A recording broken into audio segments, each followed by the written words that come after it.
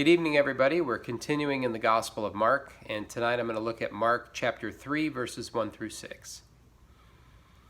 Again he entered the synagogue, and a man was there with a withered hand.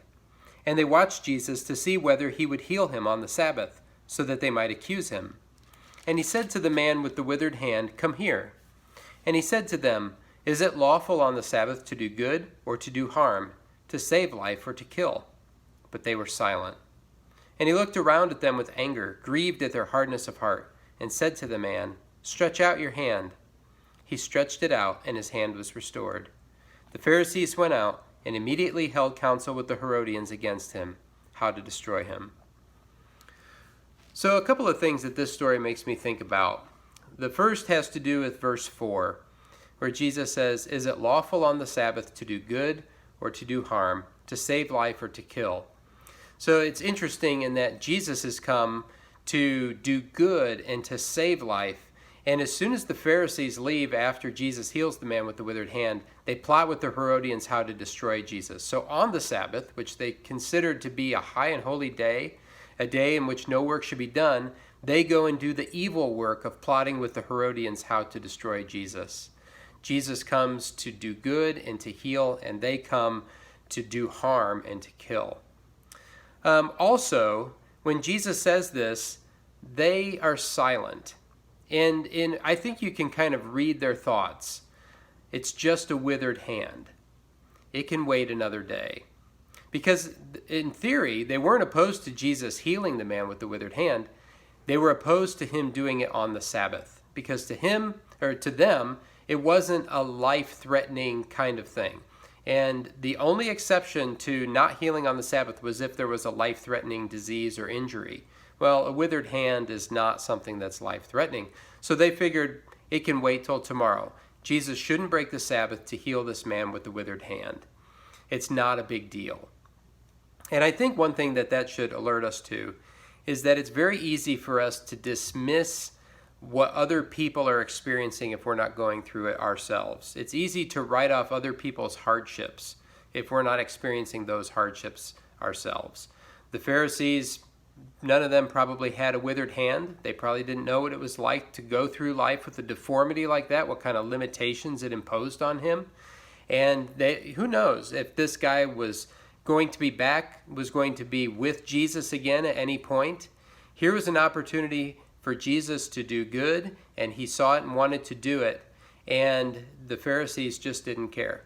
They were more interested in being right than they were about seeing this man healed. The response in their heart should have been, "Yes, Jesus, you healed this man of his infirmity. We're behind you." But instead, they had their own opinion about what should happen. And, here's a brother in the flesh right in front of them in need of healing, and they're indifferent to it. There's a hardness of heart in an indifference to him. And it reminds me of 1 John chapter 4, which says, "If anyone says, 'I love God,' and hates his brother, he is a liar. For he who does not love his brother whom he has seen cannot love God whom he has not seen." Here's a brother in the flesh in front of them, and they're indifferent, and they have hardness of heart, and they don't want Jesus to heal him on the Sabbath. The other thing it makes me think of is this man with the withered hand and what it must have been like for him. He shows up to the synagogue that day to hear teaching, to do what he, in theory, always did in coming to the synagogue. In no way did he probably expect to be healed of his withered hand, and he probably didn't expect to be called up front by Jesus to be exposed in front of everybody. But here comes Jesus calling him and saying, "Come here." And the withered man in front of everybody is exposed. You can imagine kind of the horror of it if you were him. And yet he leaves with his hand fully restored. He's fully healed by the end of this. And I think that's an important lesson for us. We all have deformities in our lives. We have deformities of spirit. We may have deformities of body, but we have deformities of spirit. We have deformed parts of our lives and maybe in our relationships and maybe our finances or our jobs or other things. There are places where things are not right. And when we have deformities, we don't want other people to see them. I'm sure the man with the withered hand tried to hide his hand from everybody. And we tend to try to hide our deformities. We don't want people to see them. We don't want to hear the whispers that the man with the withered hand probably heard. And yet Jesus calls him up front.